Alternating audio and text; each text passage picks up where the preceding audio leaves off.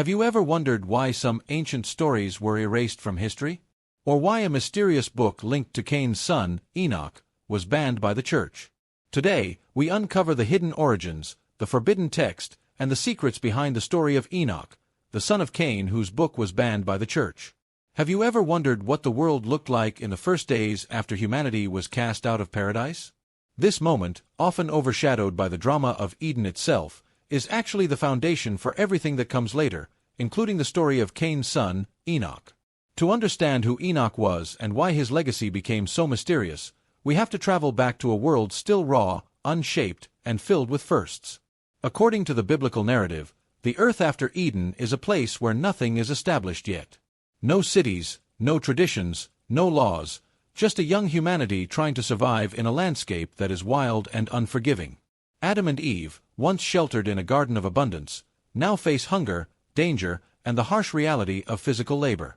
Their struggle marks the beginning of human history as we know it, because every decision, every mistake, and every act shapes the generations to come. In this early world, life is as fragile as it is filled with possibility. Adam and Eve raise their first two sons, Cain and Abel, who quickly grow into symbols of two different ways of life. Cain becomes a farmer, learning to tame the soil and coax food from the earth. Abel becomes a shepherd, guiding living creatures across open fields. These roles are not just jobs. They represent humanity's first attempts to understand and manage the natural world. But this delicate balance collapses when jealousy and anger push Cain to kill Abel. It is the first murder in human history, an act so heavy that it changes not only Cain's life but the entire direction of the human story. As punishment, Cain is condemned to wander, marked so that no one may kill him, yet forever separated from the home he once knew. This turning point becomes the gateway to a new chapter, one that leads directly to the birth of Enoch. As Cain walks away from Eden, the world around him expands. The Bible hints at the presence of other people and growing communities, though details are sparse. Humanity is multiplying, adapting, and learning. Families form, skills develop, and small groups begin to shape their environments. It is a world in progress, one where survival demands creativity and cooperation.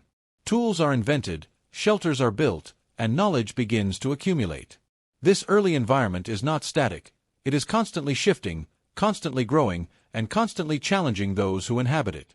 And amid this evolving landscape, Cain has a son. His name is Enoch. He is born into a world haunted by exile but electric with potential. Enoch carries the weight of his father's past, yet he also inherits the opportunity to build something new. According to the narrative, Cain establishes a city and names it after his son. This act marks one of the first steps toward civilization, transforming Enoch into a symbol of human beginnings. His story emerges from a world caught between loss and creation, a world that is still learning what it means to be human. Have you ever wondered what kind of legacy could emerge from the life of the first murderer in human history? When we talk about Cain, most people remember the act that defined him, the killing of his brother Abel. But what often gets overlooked is what happened afterward, the generations that followed, and how his descendants shaped the earliest chapters of human civilization. Understanding the lineage of Cain is essential for understanding Enoch, his son, and the complex world that began forming around them. This is where the story becomes bigger than one man's crime. It becomes a story about how humanity evolves under pressure, in exile, and far from the world it once knew.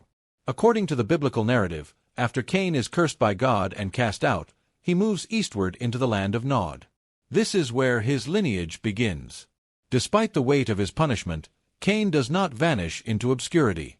Instead, he starts a family, builds a community, and initiates the first recorded developments in human culture. This is a surprising twist. Rather than fading, Cain becomes the founder of something entirely new. He marries, has a son, and names him Enoch. From this moment, the genealogy of Cain becomes a chain of innovators, builders, craftsmen, and musicians. Each descendant seems to carry a fragment of a larger transformation taking place in early humanity. The first thing we learn from the genealogy is how quickly the descendants of Cain begin to expand their skills and influence. Enoch, the son of Cain, becomes a foundational figure in this lineage. According to Genesis, Cain builds a city and names it after Enoch, marking what many interpret as the dawn of human urbanization. This single detail suggests that the descendants of Cain were not merely surviving. They were building, organizing, and pushing humanity forward. Cain, the man marked for wandering, becomes the father of the first city-maker. And that act alone reshapes the direction of early human history. From Enoch onward, the lineage grows through several generations: Irad, Mehujael, Methuselah, and finally Lamech. This part of the genealogy might look like a simple list of names, but each one represents a piece of the cultural evolution happening during this primitive era. These figures symbolize the passage of knowledge, the structuring of family lines, and the beginnings of identity within human society. The world is still forming, and these names represent the earliest attempts to define what it means to be human. The most detailed description arrives when we reach Lamech, a character who embodies both complexity and contradiction. Lamech is the first man recorded to have taken 2 wives, a detail that scholars interpret as the beginning of social experimentation and the diversification of family structures. But Lamech is also known for his violent declaration in the so-called Song of the Sword, where he boasts about killing a man for wounding him. This echoes the violence of Cain while amplifying it, showing that the consequences of Cain's actions resonate through his descendants. Yet despite this darkness, Lamech's children become pioneers in areas that will shape the rest of human civilization. Lamech fathers 3 sons and 1 daughter, each associated with important cultural advancements. Jabal becomes the father of those who live in tents and herd livestock, marking the beginning of nomadic pastoralism. His brother Jubal becomes the father of all who play instruments like the lyre and pipe, meaning music, creativity, and artistic expression enter the scene through Cain's lineage. Their half-brother Tubal-Cain becomes a forger of tools made from bronze and iron, introducing metalworking and craftsmanship into human development. And then there is Naamah, whose name survives without explanation, but whose presence is a clue that women in this lineage were remembered and possibly held roles of significance. When you look at this family tree, a fascinating pattern emerges. Cain's lineage is not presented as aimless or stagnant. It is dynamic, creative, and deeply influential. The descendants of Cain contribute some of the first innovations in city building, agriculture, herding, music, and metalwork. These are not minor developments. These are the pillars of civilization. It is almost as if, while carrying the burden of the original sin of violence, Cain's line simultaneously becomes a catalyst for human progress. This duality adds depth and tension to the story of Enoch, who stands at the very beginning of this transformative lineage. For Enoch himself, being the son of Cain means inheriting both a curse and a mission. He is born into a family marked by exile but destined for creation. He grows up in a world where everything is new, everything is uncertain, and everything is changing at a rapid pace. The world Enoch steps into is not a quiet or static one. It is a world driven by necessity, shaped by innovation, and haunted by the shadows of the past. Understanding this environment is crucial for understanding why Enoch's story matters. He is not simply a name in a list.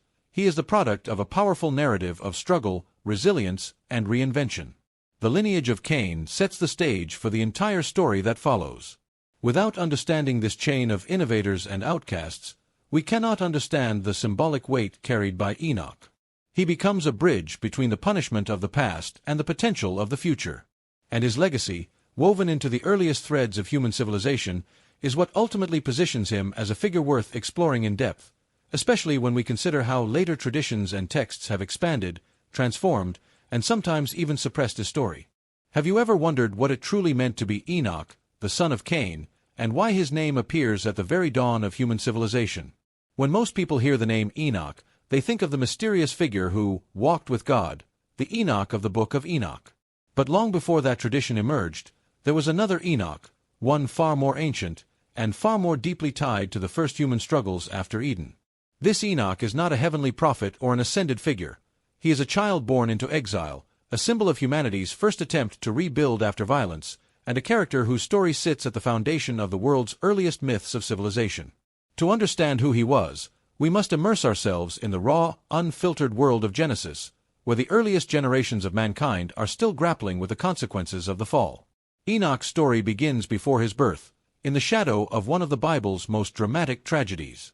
His father, Cain, became infamous for committing the first murder by killing his brother Abel. As punishment, he was cursed to wander the earth, marked and driven away from his family's presence. But here is where the story takes a turn that many overlook. While wandering, Cain does not disappear into oblivion. Instead, he begins a new life, finds a wife, and eventually becomes the father of Enoch. This moment is crucial because it marks the beginning of humanity's shift from mere survival to the creation of communities and culture. Enoch's birth is not described with the grandeur given to later biblical figures, but its implications are immense. He is the first child born into a world where separation from Eden is complete, where the innocence of early humanity has already been fractured, and where moral and spiritual complexity is taking shape. What we know about Enoch, the son of Cain, comes primarily from a brief passage in Genesis 4. Yet within those few lines lies a wealth of meaning. We are told that Cain named a city after him, a detail that sets Enoch apart immediately. In the ancient world, naming a city was not a casual act.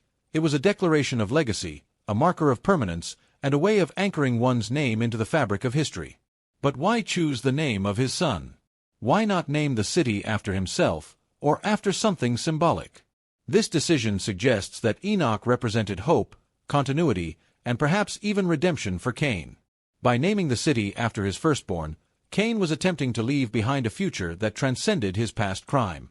Enoch, therefore, becomes a bridge between the darkest moment of early humanity and its first steps toward organized society. But who was Enoch as a person? The biblical text does not describe his actions, his beliefs, or his personality. Instead, his identity is built through context. He was the child of a man burdened by guilt and divine punishment, born into a world where nothing was guaranteed and everything had to be built from the ground up. Growing up, Enoch would have been surrounded by the heavy atmosphere of exile, yet also exposed to the ingenuity of a father forced to learn how to survive in new and unfamiliar conditions. Cain was described as a builder, a man who cultivated land, crafted tools, and eventually constructed a city.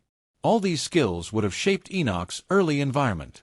While we cannot know his thoughts, we can reasonably imagine that he grew up witnessing the transition from wandering to settlement, from isolation to community. In this way, Enoch stands at the symbolic birthplace of civilization. In addition to these cultural implications, Enoch's lineage is significant. After him comes Irad, then Mehujael, Methuselah, and finally Lamech. This line is distinct from the later line of Seth, and throughout history, it has been viewed through a lens of moral and spiritual complexity.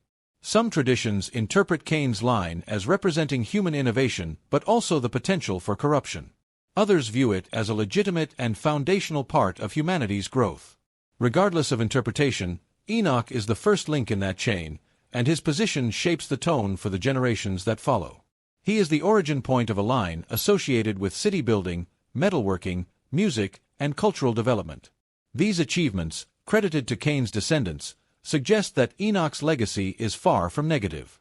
Instead, the genealogy paints a picture of rapid advancement in the human story. Another factor that makes Enoch intriguing is the confusion that often arises between him and Enoch, the seventh patriarch from Adam, the one traditionally associated with the Book of Enoch. The two are entirely separate individuals, but over time, their identities have sometimes been conflated, especially in esoteric or mystical interpretations. This confusion only adds to the mystery, making it crucial to distinguish between the earthly Enoch of Cain's line and the more celestial Enoch associated with later biblical traditions. In exploring Enoch, the son of Cain, we discover a figure grounded in the practical realities of early human survival, not in visions or apocalyptic prophecies. His story is the story of humanity's first attempts to rebuild and redefine itself after tragedy. What we also see in Enoch's story is the beginning of human legacy as a concept. In a world where lifespans stretch for centuries and death is still new, legacy becomes a way of grappling with mortality. Cain naming a city after Enoch suggests an early understanding of the need to preserve memory, identity, and lineage. Enoch becomes a vessel for this desire, embodying the hope that humanity can move forward despite its early failings. Through him, the narrative of Genesis shifts from punishment to reconstruction, from wandering to settlement. Enoch's importance lies not in heroic deeds or prophetic messages, but in what his existence represents, the resilience of humanity. He stands at the crossroads of curse and creation, bearing the weight of his father's past while carrying the promise of what humanity could become.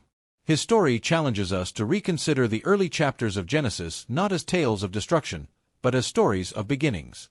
And in these beginnings, Enoch stands as a quiet yet foundational figure whose legacy marks the very dawn of civilization. Have you ever wondered what the very first city in human history might have looked like, or why the Bible attributes such a monumental creation to the son of a man condemned to wander. The story of Enoch, the son of Cain, takes an extraordinary turn when we learn that Cain, after being banished for killing his brother Abel, becomes the founder of the world's first recorded city and names it after his son. This moment is more than a footnote in Genesis. It marks a turning point in the development of civilization, a symbolic leap from wandering to settlement, from survival to innovation, and from chaos to structured living.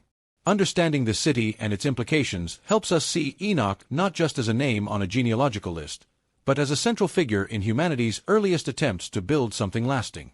The idea that the first murderer also becomes the first city builder is one of the most fascinating paradoxes in ancient scripture. Cain, cursed to be a restless wanderer, takes a bold step toward permanence by settling in the land of Nod and constructing a city. At first glance, this seems contradictory. How can someone destined to roam establish a fixed settlement? But this tension lies at the heart of the story. It paints Cain as a figure struggling against his fate, determined to create stability where none exists. And in naming the city after his son, Enoch, he ensures that his legacy extends beyond his own tragic actions. Enoch, in turn, becomes the symbolic inheritor of this new, structured world. When we imagine this ancient city, we must step away from the modern idea of crowded streets, towering buildings, and bustling markets. Instead, think of a gathering place that marks humanity's first collective attempt to organize itself socially and spatially. A city in the ancient sense was a hub, a settlement that stood apart from temporary camps. It was a place where families gathered, where traditions were passed down, and where early skills like metallurgy, herding, and agriculture began to advance.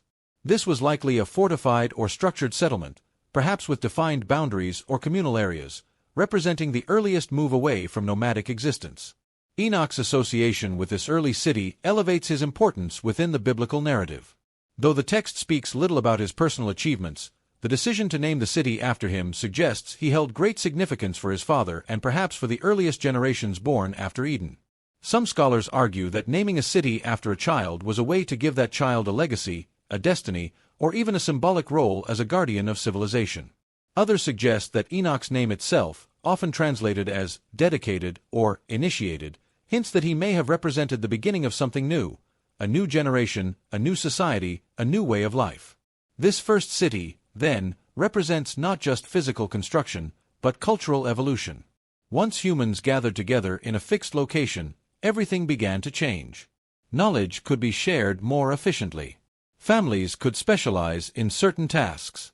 Children could grow up in an environment where they learned not just from their parents, but from an entire community. And with community came rules, customs, and the earliest forms of social order. These developments paved the way for the more advanced civilizations we read about later in the Bible and in ancient history. But the city of Enoch also carries a deeper narrative weight. It challenges the idea that the descendants of Cain were destined only for corruption or destruction.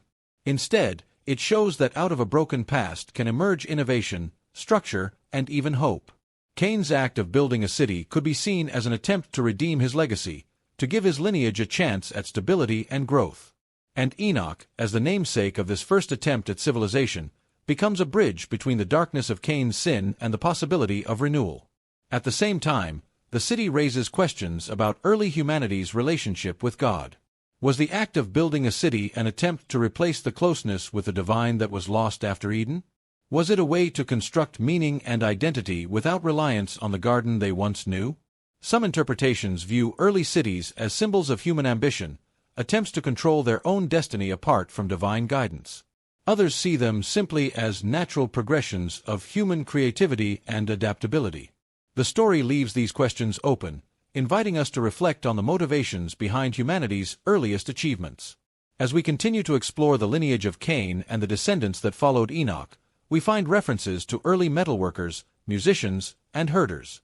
These are the foundations of culture, technology, and art. And all of them trace their roots back to this first city, this first experiment in human community. The legacy of Enoch City is not just the physical space but the spark it lit within the human story. In understanding this early milestone, we begin to grasp why Enoch stands out. He is not merely a son born into a troubled family line. He is the symbol of humanity's first step toward building a world beyond survival, a world shaped by intention and creativity. The city that bore his name may have been simple by today's standards, but in its time, it represented the dawn of civilization. And in that dawn, Enoch's legacy was sealed as a central figure in the earliest chapters of human history. Have you ever wondered how two completely different biblical figures ended up sharing the same name, causing centuries of confusion, debates, and misinterpretations? This mix-up between Enoch the son of Cain and Enoch the son of Jared is one of the most fascinating identity collisions in ancient scripture, and understanding it is crucial if we truly want to uncover the real story behind the so-called forbidden texts and the origins of early civilization. When people hear the name Enoch, most immediately think of the mysterious man who walked with God and was taken up without seeing death. But that figure belongs to the line of Seth, not the line of Cain. The Enoch we focus on in this documentary belongs to a completely different branch of humanity, one marked by exile, hardship, innovation, and the creation of the first city. Yet over time, these two men, living in entirely different generations, with entirely different legacies, became intertwined in tradition, commentary, and popular imagination. Today, we unravel that confusion and reveal why it matters so much. To understand the distinction, we first need to look at their genealogies. Enoch the son of Cain appears early in Genesis, described as the firstborn son of a man condemned to wander but determined to build a new life. He is part of a lineage associated with the birth of culture, city building, metallurgy, music, and craftsmanship. His father, Cain, after being banished, eventually settles in a land called Nod and names a newly founded city after his son Enoch.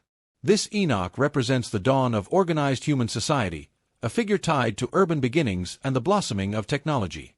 He sits at the head of a genealogy that leads to remarkable innovators, described as the ancestors of those who play instruments, forge tools, and shape civilization. In contrast, Enoch the son of Jared, from the line of Seth, enters the biblical narrative several generations later.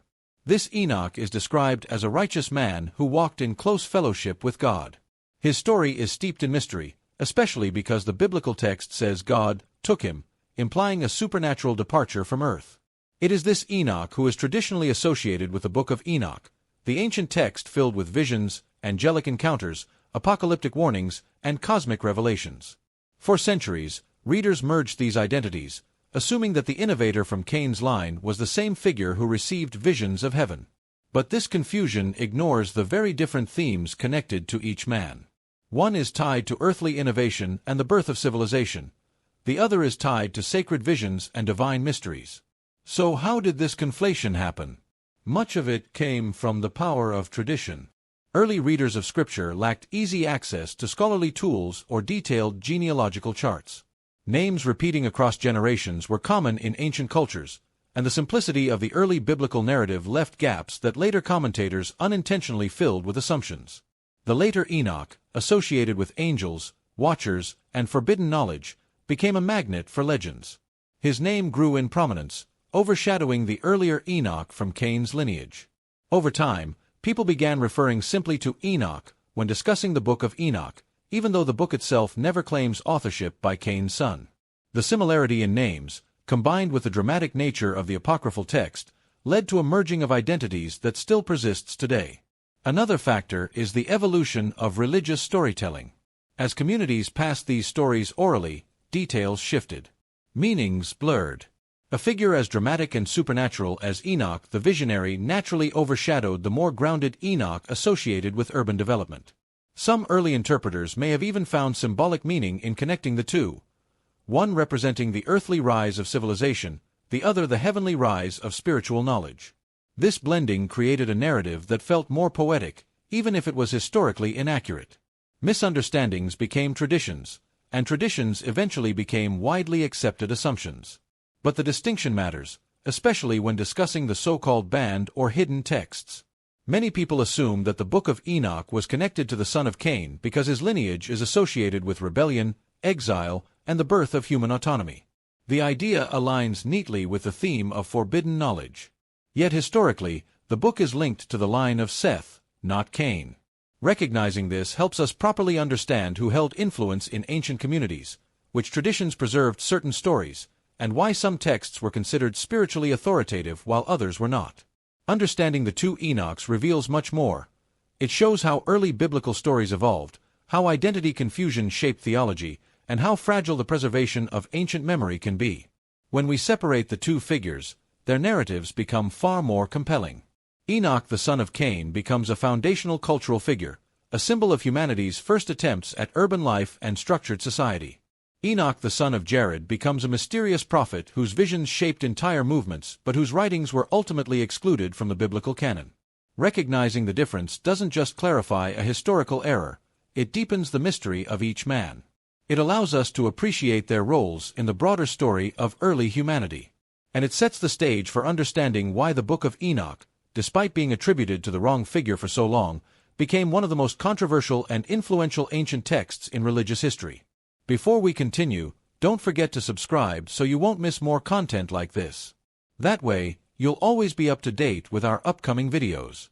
Now, let's keep going. Have you ever wondered how a single ancient manuscript could become so influential, so controversial, and so mysterious that it was eventually pushed out of the official biblical canon? When people talk about the Book of Enoch, they usually imagine a forbidden text filled with angels, giants, divine secrets, and cosmic revelations. But what book are we really talking about? Who wrote it? Why was it associated with Enoch? And how did it become one of the most debated writings in early religious history? In this section, we are going to peel back the layers of myth, tradition, and confusion surrounding the so-called forbidden book, exploring what it contains, why it matters, and how it came to be linked, even if mistakenly, to Enoch the son of Cain. And as we go deeper, you'll see why this text still fascinates scholars, religious thinkers, and mystery enthusiasts today. To understand the impact of this controversial manuscript, we must first clarify a crucial point. When people refer to the Book of Enoch, they are not talking about a book written by Enoch, the firstborn son of Cain, the one after whom the earliest city was named. Instead, they are referring to the writings attributed to another Enoch entirely, a descendant of Seth through Jared, appearing several generations later. This second Enoch is famous in the Bible for having walked with God and being taken up without experiencing death. Over time, ancient Jewish traditions expanded his story, eventually producing the collection of texts known as 1 Enoch or the Book of Enoch.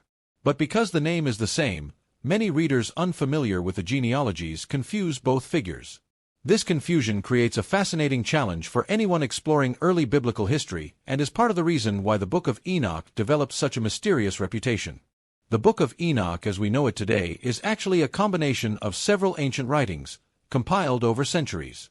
It includes the Book of the Watchers, the Book of Parables, the Astronomical Book, the Book of Dream Visions, and the Epistle of Enoch. These sections describe an elaborate spiritual universe, filled with angels known as Watchers, the birth of the Nephilim, heavenly journeys, revelations of divine judgment, and symbolic visions of human history. None of this material appears in the story of Enoch, the son of Cain. His narrative in Genesis is brief and historical, concerned with lineage and the development of early civilization. The mystical, apocalyptic tone of the Book of Enoch belongs entirely to the later Enoch, the seventh from Adam in the Sethite line. Yet despite this distinction, the connection between Enoch and forbidden knowledge persists. The idea of a book containing powerful, hidden truths that were removed from the official scripture is inherently captivating. For centuries, this text was lost to Western Christianity, surviving only in the traditions of the Ethiopian Orthodox Church. When explorers rediscovered it in the 18th century, interest exploded. People began to speculate about why it had been excluded. Some thought it challenged church authority. Others believed it revealed too much about angels and supernatural beings. And some believed it simply did not fit the developing theology of early Christianity. Whatever the reasons, the fact remains that the Book of Enoch was widely known in antiquity and heavily quoted by early Christian writers, including in the New Testament letter of Jude. But why is this text often described as forbidden? The answer lies partly in how early Christian leaders viewed it. In the first few centuries after Jesus, the Church debated hundreds of writings that circulated among believers. Some were accepted, some rejected, and others remained controversial. The Book of Enoch fell into this third category. It was too old to ignore, too theologically rich to dismiss lightly, but too strange, complicated, and speculative to include. Over time, as Christianity spread through cultures unfamiliar with Jewish apocalyptic writings, the Book of Enoch became less useful. It didn't align neatly with emerging doctrines about angels, demons, resurrection, or the nature of Christ. Eventually, It faded from mainstream use and was left out of the biblical canon. But its disappearance from Western Christianity created a sense of mystery that still lingers today. Another reason for its controversial reputation is its vivid portrayal of the Watchers. These angels descend to earth, break divine law, and mate with human women, producing the Nephilim, giants who corrupt the world. This storyline captivated ancient audiences but troubled early church leaders, who feared that such depictions might encourage beliefs inconsistent with orthodox teachings. The Book of Enoch presents a universe in which cosmic rebellion has devastating earthly consequences. It describes how Enoch serves as a heavenly messenger, delivering warnings to the fallen angels and recording their judgment. This dramatic portrayal of celestial beings clashing with divine law was both fascinating and unsettling, especially as the Church sought to simplify and standardize its theology. Despite its exclusion from the canon, the Book of Enoch continued to influence religious thought. Jewish mysticism drew from its themes. Christian writers referenced it even after it became non-canonical. And various groups throughout history revisited it whenever they sought deeper or alternative explanations for ancient mysteries. Its vivid descriptions of the heavens, its symbolic prophecies, and its emphasis on divine justice all contributed to its powerful legacy. And when it reappeared in the modern world, the reaction was immediate. People were enthralled by the idea of a lost book that might reveal hidden truths suppressed for centuries. But what does all this have to do with Enoch, the son of Cain? While the Book of Enoch does not originate from his story, the confusion has shaped how some people interpret the early chapters of Genesis. Because the Book of Enoch includes advanced knowledge, visions, and insights into early civilization, some speculate that perhaps remnants of older traditions were woven into its narrative. They wonder if ancient authors might have merged or confused traditions of both Enochs. While there is no historical evidence supporting such a connection, the ambiguity in the early biblical genealogies allows for imaginative interpretations. This blending of myth, history, and speculation keeps interest alive in both figures. Ultimately, the so-called Forbidden Book is not forbidden because of conspiracy, but because of history. It reflects a world where religious ideas were still taking shape, where writers explored questions about angels, evil, justice, and the afterlife. Its exclusion does not diminish its value.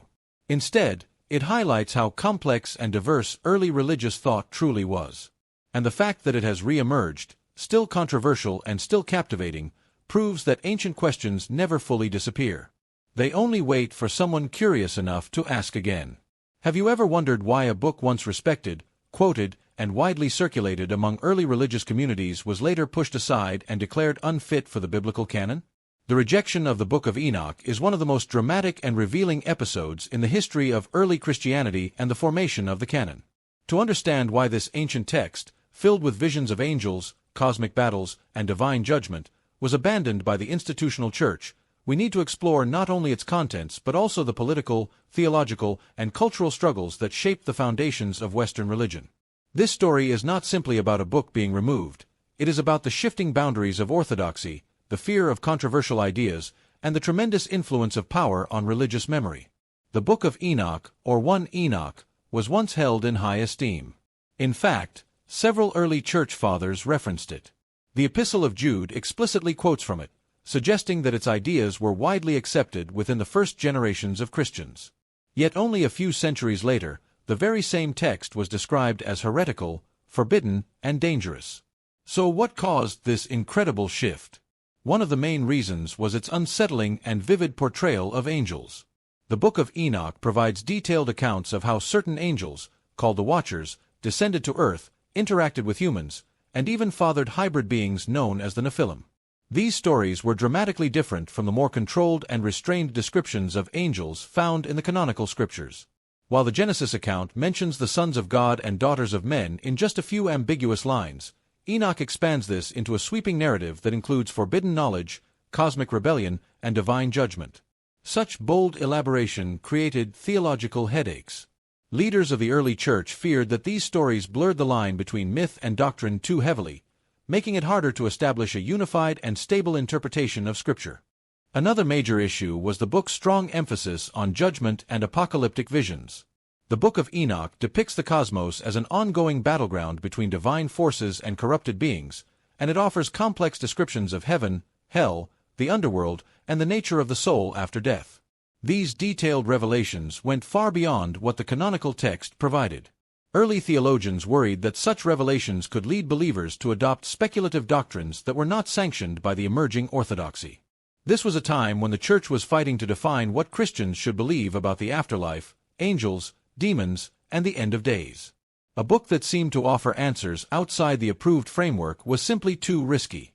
The political landscape of the time also played a crucial role. As Christianity expanded and began integrating into the Roman Empire, Church leaders learned the importance of unity. A religion with multiple interpretations and competing mystical traditions was harder to control and defend. The Book of Enoch, with its bold claims and mystical tone, appealed to various fringe groups, including early Gnostics and apocalyptic sections. These groups often used Enoch to support teachings that the Church considered dangerous or extreme. To distance itself from these movements, the Church found it necessary to distance itself from their favorite texts as well. Banning the Book of Enoch became a strategic move to reinforce orthodoxy and suppress alternative interpretations. The rise of the Gnostic movements added fuel to the fire. Gnostics were known for their belief in secret knowledge, hidden truths, and the idea that the material world was deeply flawed or even evil. Some of them embraced Enochian themes, especially the narrative of fallen angels revealing forbidden wisdom to humanity. For Gnostic thinkers, the Watchers symbolized the cosmic forces that trapped souls in the physical world. This interpretation clashed with the Church's effort to present a consistent and unified worldview in which God was the ultimate authority and creation, while flawed, was not inherently corrupt. The association of Enoch with heterodox movements made it even more suspicious in the eyes of Church authorities. They feared that allowing the book to remain widely read would give fuel to alternative interpretations that threatened the Church's cohesion and authority. There was also the practical matter of canon formation. When early church councils began discussing which texts should make up the Bible, they needed to choose works that were widely accepted, theologically safe, and consistent with emerging doctrine. The Book of Enoch simply didn't meet those criteria. It was popular in some Christian communities, but not in others. It was accepted in Ethiopia but rejected in Rome and Athens. It offered ideas that were too extravagant, too cosmic, and too speculative.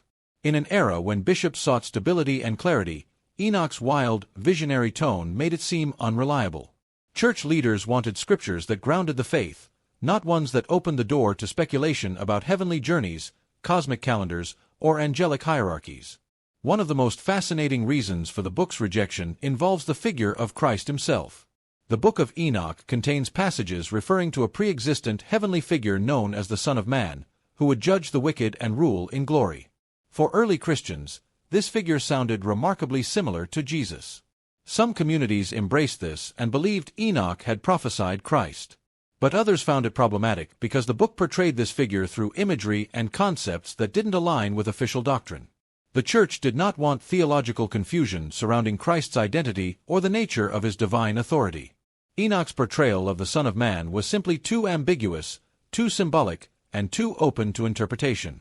This ambiguity made church authorities uneasy, as it could undermine their carefully constructed Christology. Another issue was authorship. The Book of Enoch claimed to be written by Enoch, the seventh patriarch from Adam. But early scholars realized the book was composed over several centuries, meaning it was pseudepigraphal. While pseudonymous works were common in ancient times, the Church increasingly favored texts believed to come from direct apostolic sources or eyewitnesses. A book attributed to a figure from before the flood seemed far too distant and questionable to include in the canon. Meanwhile, the Church was also competing with Judaism for religious authority. During the formation of the canon, Church leaders wanted to distance themselves from Jewish traditions that were not aligned with their evolving theology. Since Enoch was deeply rooted in Jewish apocalyptic tradition, rejecting it became another way to establish a distinct Christian identity. The more Christianity grew as its own system, the more it felt the need to filter out texts that tied it too strongly to pre-Christian Jewish mysticism. As centuries passed, copies of the Book of Enoch gradually disappeared from most of the Christian world. Only in Ethiopia did it survive, preserved by the Ethiopian Orthodox Church, which continued to view it as sacred scripture. In the rest of the world, it became a rumor, a lost book, a name whispered by scholars who wondered what secrets it might have contained. When the full text was finally rediscovered in the 18th century, it shocked the academic world. Suddenly, long-forgotten traditions came to light, revealing a fascinating window into ancient beliefs that had shaped early Christian thought before later institutions erased or suppressed them. The reasons the Church rejected the Book of Enoch are vast and complex, ranging from doctrinal concerns to political strategy and from theological clarity to the need for institutional control. But one thing is undeniable: banning the book did not erase its power.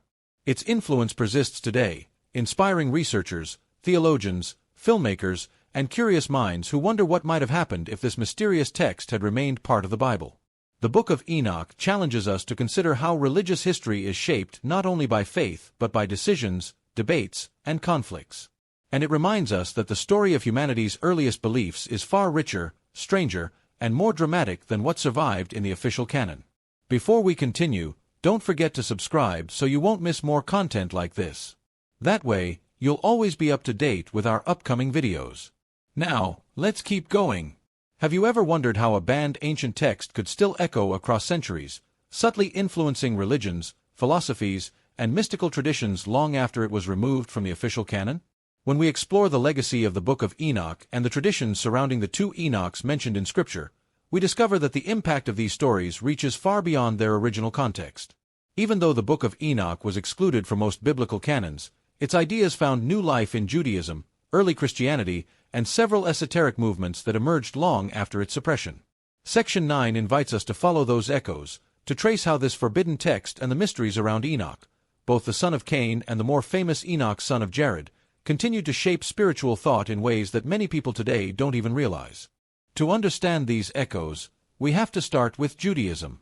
While the Book of Enoch itself was not included in the Hebrew Bible, it circulated widely among certain Jewish groups during the Second Temple period. One of the most significant of these groups was the Essenes, the community associated with the Dead Sea Scrolls. In the caves of Qumran, scholars discovered multiple fragments of Enochic writings, all carefully preserved, which shows the high regard these people had for the text. The Essenes seemed to value its teachings about angels, divine judgment, and the cosmic battle between good and evil.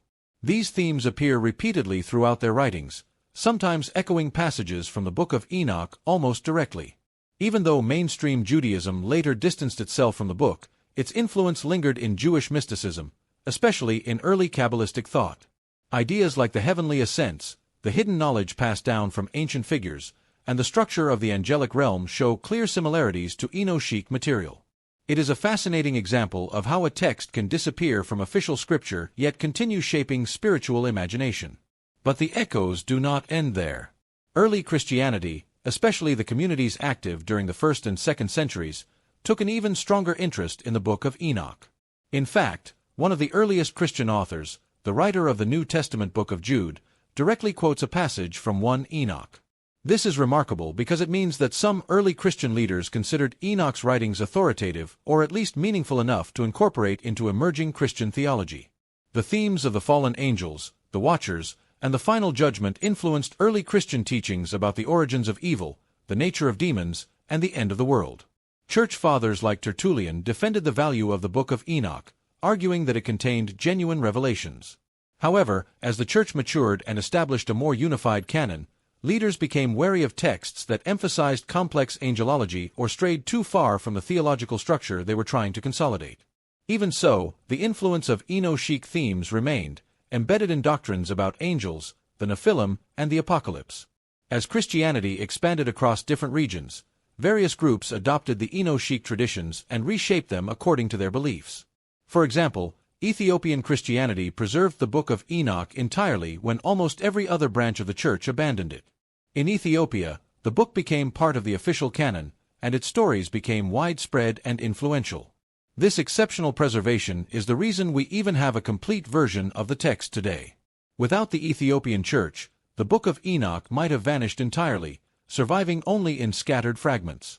The echoes of Enochic tradition extended beyond formal religions and slipped into the realm of esotericism and occult philosophy.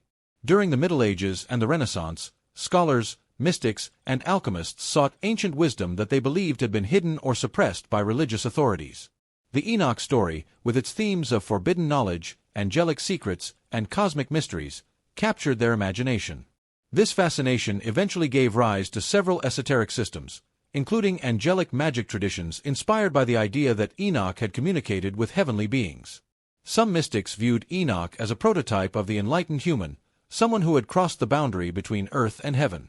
Others, inspired by speculative genealogies, explored the idea that Enoch the son of Cain represented a different branch of knowledge, one tied to the creation of the first city and the birth of human civilization. The idea that a figure from such ancient times could embody secret wisdom resonated strongly with occult traditions searching for the origins of hidden knowledge.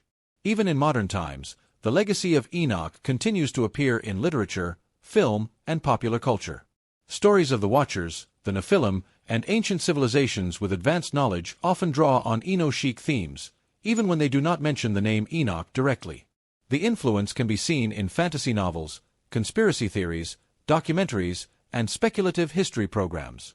In many cases, people encounter ideas rooted in Enochic tradition without ever realizing where they came from.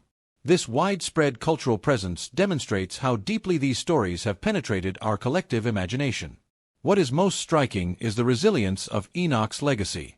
A text that was banned, excluded, and pushed aside by major religious institutions still managed to survive and influence countless generations. The echoes in Judaism, Christianity, mysticism, and popular culture reveal the enduring power of these ancient stories. They remind us that knowledge cannot be fully erased, and that ideas once dismissed can return in new forms, reaching audiences centuries later. The story of Enoch, in all its variations, continues to live on, whispering through traditions, beliefs, and narratives that shape how we understand the world and our place in it.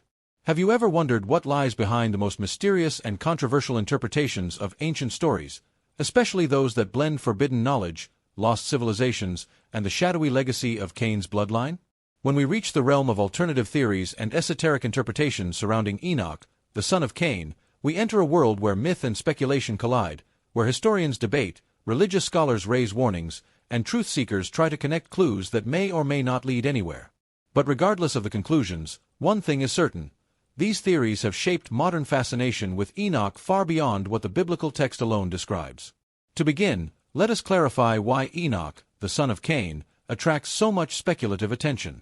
Compared to the famous Enoch, the son of Jared, who walked with God, and is associated with the Book of Enoch, Cain's Enoch appears only briefly in the biblical narrative. Yet that very silence has become fertile ground for imaginative theories. The idea that a figure emerging from a cursed bloodline, linked to the first murderer, could become the founder of the first city has inspired countless alternative readings. Some see Enoch as a symbol of early human ambition breaking away from divine guidance.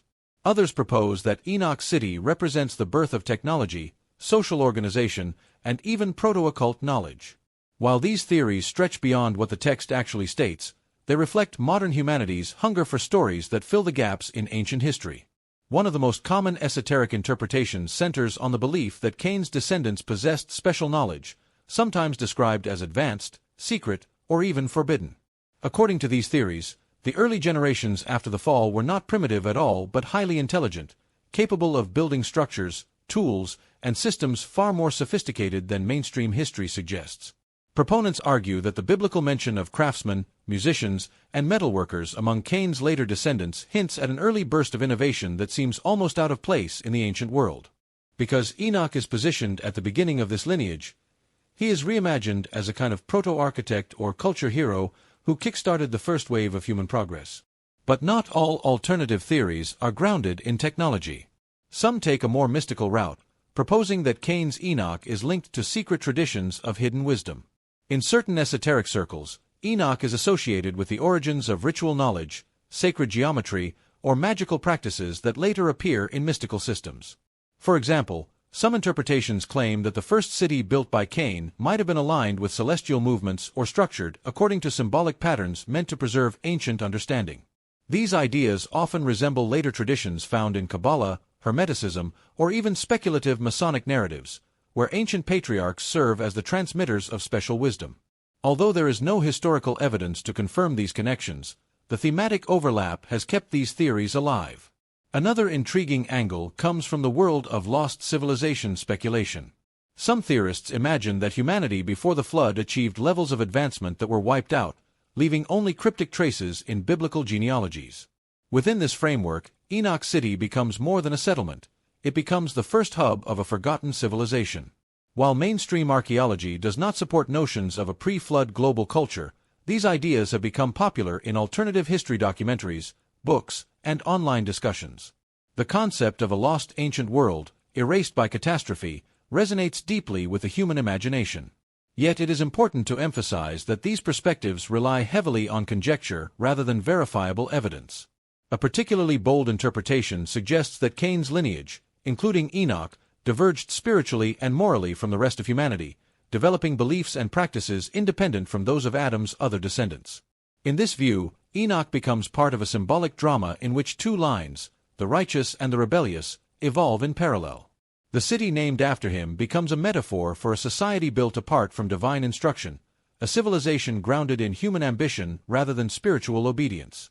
Whether seen as heroic or defiant, Enoch's role in this symbolic narrative becomes a lens through which people explore themes of independence, innovation, and the consequences of breaking away from ordained paths. Even more speculative theories attempt to merge Enoch, son of Cain, with the other, more famous Enoch. These interpretations blur the lines between the two figures, suggesting that traditions about the righteous Enoch may have evolved from or been influenced by older stories about the city builder Enoch. While there is no linguistic or textual basis for merging the two, the confusion between them has fueled numerous esoteric reinterpretations. Some argue that the real forbidden knowledge lies not in the Book of Enoch attributed to Jared's son, but in an older, lost tradition connected to Cain's line, erased or obscured through history. This theory, though unsupported, thrives because it taps into a powerful narrative: the idea that certain stories were intentionally hidden, altered, or suppressed. We also find alternative interpretations that lean into psychological and symbolic readings. From this perspective, Enoch City represents the birth of human ego, societal structures, and organized authority. Some thinkers see the story as a metaphor for the emergence of complex social identity after humanity's separation from divine intimacy. In this symbolic view, Enoch becomes a representation of the first attempt to define humanity's place in the world through culture rather than direct relationship with the divine. While these interpretations do not claim historical accuracy, they offer insightful reflections on the human condition. Yet, for all their intrigue, these esoteric theories must come with a clear caution. Many of them mix myth and speculation in ways that can blur the line between evidence and imagination. While they can enhance storytelling, spark curiosity, and enrich creative exploration, they should not be mistaken for historical fact. Scholars emphasize the importance of distinguishing between interpretive tradition, literary symbolism, and actual ancient sources. A responsible approach requires acknowledging where the text ends and where speculation begins. However, even with these warnings, there is no denying the power of these theories. They keep the story of Enoch alive in modern culture, offering new angles and possibilities. They reflect humanity's ongoing desire to uncover hidden truths, explore forgotten histories, and decode mysteries that seem just out of reach. Whether one sees them as imaginative fiction, symbolic insight, or potential clues to a deeper past, these interpretations shape the cultural legacy of Enoch in profound ways. Ultimately, the fascination with alternative theories surrounding Enoch, son of Cain, reveals more about us than about the ancient world. It shows our longing to fill the silence of ancient texts, to connect threads across time, and to imagine what might lie behind the stories that have survived. Enoch remains a compelling figure precisely because he is not fully explained. The gaps become doorways, the mysteries become invitations, and the questions draw us deeper into the unfolding story of humanity's earliest days. Have you ever wondered how a story can vanish for centuries, only to resurface and shake the foundations of everything we thought we knew about the ancient world? The rediscovery of Enoch's story, especially the texts connected to him, is one of the most fascinating revivals in religious and historical scholarship. For a long time, the Book of Enoch and the traditions surrounding it were considered lost, forbidden, or even mythical. But in the last 100 years, uncovering ancient manuscripts, re-examining forgotten traditions, and applying modern research methods have allowed Enoch's legacy to re-emerge with powerful force. This resurgence has not only reignited debates about early Judaism and Christianity but has also shaped modern culture, literature, and the world of alternative historical theories. To understand this rediscovery, we have to go back to the early modern period, when explorers and scholars began traveling through Ethiopia and were astonished to find that the Ethiopian Orthodox Church preserved texts unknown to Europe. Among these, Western researchers found a complete version of the Book of Enoch, a work believed lost for over 1,000 years. For scholars of biblical history, this was like uncovering a buried time capsule from the ancient world. Suddenly, long-forgotten descriptions of angels, heavenly realms, giants, and divine judgment were back on the table. These discoveries opened the door for academic study, linguistic analysis, and theological debate, all centered on a text that early Christians once regarded with high respect but that later church authorities declared non-canonical. But the revival of Enoch's story does not stop with Ethiopia. One of the biggest turning points came in the mid-20th century with the discovery of the Dead Sea Scrolls. In the caves of Qumran, researchers found fragments of various ancient manuscripts, and among them were multiple portions of the Book of Enoch in Aramaic. This was an enormous confirmation that the text was not some late medieval creation but had roots deep in Jewish tradition long before the Common Era. For the first time, scholars could see how widespread Enochian literature truly was, revealing that ancient Jewish groups, including the Essenes, used and preserved these writings. The discovery validated Enoch's influence on the development of apocalyptic thought, angelology, and cosmology in the centuries leading up to the rise of Christianity. As these manuscripts were studied and translated, Enoch's story began to influence modern thought as well. Academics started finding parallels between Enochian themes and passages in the New Testament, particularly in the writings of Peter and Jude. This fueled debates about whether early Christians drew from Enoch's teachings and how deeply the text shaped the worldview of early believers. Suddenly, Enoch was no longer a footnote. He was central to understanding the origins of key Christian ideas about judgment, resurrection, and the spiritual world. Scholars, theologians, and historians began re-evaluating long-held assumptions, which in turn brought Enoch back into the public imagination. This modern rediscovery has also sparked interest far beyond the academic world. Writers, filmmakers, and creators of speculative fiction have embraced Enoch's story because of its vivid imagery and dramatic themes. The Watchers, the Nephilim, the descent of angels, and the corruption of humanity have all inspired modern narratives about lost civilizations, extraterrestrial encounters, and forbidden knowledge. Enoch's story fits naturally into discussions about ancient mysteries, and its dramatic, mythic qualities make it perfect for documentaries, novels, and even video games. As a result, Enoch has become a bridge between scholarly research and pop culture, influencing everything from paranormal literature to historical reinterpretations. Meanwhile, spiritual and esoteric communities have also embraced Enoch's writings, interpreting them as keys to hidden wisdom and forgotten truths. Some see Enoch as a visionary who unlocked mysteries of the cosmos. Others view him as a symbol of resistance against institutional suppression, claiming that his writings were removed from the biblical canon because they offered knowledge considered too powerful or too controversial. Whether or not these interpretations hold historical weight, they demonstrate how deeply Enoch's story resonates in the modern world. The sense of rediscovery, of bringing back something lost or forbidden, fuels fascination and inspires countless interpretations.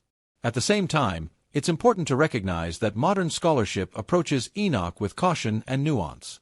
Researchers work to separate historical context from later mythmaking, striving to understand how the text evolved and how its ideas shaped broader movements in ancient Judaism. This careful approach does not diminish the power of the rediscovery. If anything, it enhances it by grounding Enoch in the lived experiences and beliefs of ancient people who grappled with questions of morality, divine justice, and cosmic order. Today, the story of Enoch is more alive than ever. The rediscovery of ancient manuscripts has given scholars new tools to understand his role in biblical history. The rise of digital archives has made Enoch's writings accessible to millions around the world. And the enduring sense of mystery surrounding his story continues to spark curiosity, debate, and inspiration. The revival of Enoch's legacy reminds us that history is never truly settled. Hidden texts can resurface, lost voices can be heard again, and forgotten stories can reshape the way we see the ancient past. Have you ever wondered what all these fragmented stories, ancient names, and banned texts are really trying to tell us when we look at them together? When we reach the final stretch of this journey, it becomes clear that the story of Enoch, the son of Cain, is far more than a footnote in the early chapters of Genesis. It stands as a symbolic crossroads where early human history, myth-making, moral reflection, and the evolution of religious thought all intersect. Understanding Enoch's role is not just about decoding an ancient character. It is about revealing what his presence in the narrative represents for humanity's earliest attempts to make sense of itself. To appreciate this, we must first remember the world in which Enoch emerges. His story is born from exile, from a lineage marked by the first act of murder and divine punishment. Yet it is also a world filled with innovation, resilience, and the beginnings of civilization. Enoch's father, Cain, becomes a wanderer, but he also becomes a builder. This duality is essential. Humanity is broken, but capable of creation, punished, but capable of progress, distant from the divine, yet still carrying echoes of the garden they once knew. Enoch's birth occurs within this tension, making him a symbol of what humanity becomes after the fall, no longer innocent, but undeniably creative. One of the most fascinating aspects of this story is the contrast between the two biblical Enochs. On one hand, we have Enoch the son of Cain, tied to the earliest city and representing the dawn of structured society. On the other, we have Enoch the son of Jared, the figure associated with the Book of Enoch, visions of heaven, and a unique intimacy with the divine. These two characters highlight a pattern found throughout ancient literature. Human identity is multifaceted, and stories often reflect different sides of the same cultural questions. By existing alongside each other, the two Enochs remind us that humanity simultaneously seeks progress on earth and understanding of the heavens. One Enoch represents the birth of civilization, the other, the pursuit of wisdom and spiritual revelation. In many ways, Enoch the son of Cain becomes a mirror. He reflects the anxieties and hopes of a world trying to define itself after catastrophic moral failure. His city, named after him, is more than a location, it is a statement. It tells us that even after tragedy, humans move forward. They build. They create families, technologies, and social structures. They learn to harness the land and shape environments. This is not simply a historical development, it is a thematic message threaded throughout the narrative. Enoch symbolizes the beginning of what we later call human culture. But there is a deeper dimension as well. Enoch stands at the threshold between myth and history, between story and symbolic identity. When cultures grow, they preserve the names of people they believe shaped their earliest foundations. Whether or not we can reconstruct every detail historically, Enoch's inclusion in the lineage of Cain shows that ancient writers were concerned with how humanity transformed after leaving Eden. His presence marks a shift from survival to organization, from wandering to settling, from reacting to the environment to shaping it. This becomes even more powerful when we consider his association with the first city. In the ancient mindset, cities were not just clusters of houses. They were centers of ritual, trade, governance, and identity. By naming a city after his son, Cain anchors Enoch's legacy into the fabric of human memory. Enoch becomes a starting point, a foundation stone. Through him, the narrative tells us, this is where humanity started to define itself in collective terms, beyond individual survival. When we place this alongside the later Enoch, the one who walked with God and inspired a banned book, the contrast becomes instructive. One Enoch grounds us in earthly beginnings, the other lifts us into cosmic reflection. Together they remind us that human culture grows in two directions at once, outward into cities and civilizations, and upward into meaning and mystery. This dual movement reflects the inner tension of humanity itself. So what does Enoch represent in a final, synthesized sense? He represents the complexity of human origins. He embodies the transition from innocence to responsibility, from isolation to community, from wandering to building. He symbolizes the way stories preserve the memory of growth even in the shadow of trauma. And he stands as a reminder that the earliest chapters of human history are not simply about what happened long ago, but about patterns that continue to shape us, our creativity, our moral struggles, our desire to understand the unseen, and our instinct to leave a legacy. In closing, the story of Enoch, this almost forgotten son of Cain, invites us to reflect on what humanity becomes after its greatest failures. His presence in the narrative urges us to look at our own world, our own civilizations, and ask how we respond to the challenges we inherit. Do we build? Do we seek wisdom? Do we push forward, even when the past feels heavy? Understanding Enoch is ultimately understanding ourselves, and the enduring story of how humanity rises, falls, learns, and creates again. So, after exploring the origins of Enoch, the mystery surrounding the early world after Eden, the rise of Cain's lineage, the confusion between the two Enochs, and the controversies surrounding the so-called Forbidden Book, one thing becomes clear. These ancient stories still hold an extraordinary power. They challenge us, they raise questions, and they remind us that the past is never as simple as it seems. Whether you see Enoch as a symbol of early human ambition, as a misunderstood figure lost in layers of tradition, or as a key to deeper spiritual mysteries, his legacy continues to echo through history.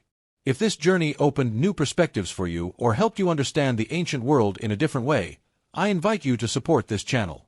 Hit the like button if you enjoyed the video, subscribe so you don't miss the next deep dive into forgotten history, and leave a comment telling me what part of Enoch's story surprised you the most or what topic you'd like us to explore next. Your interaction helps this content reach more people, and together we can continue uncovering the hidden chapters of our past.